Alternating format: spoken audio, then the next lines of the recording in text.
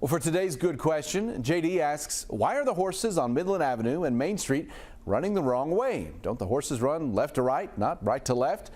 Well, JD, it's just a matter of perspective. The 7 horses running at Thoroughbred Park were sculpted by artist Gwen Reardon. There are a couple of reasons they are running in the direction they are.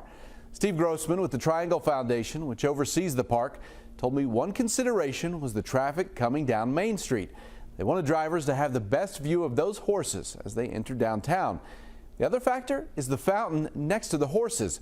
Grossman told me that's supposed to represent fans in the grandstand watching the horses run to the finish line, getting out of their seats. From that angle, they are running as they should be, counterclockwise. Coming down Midland, you're seeing them from the infield.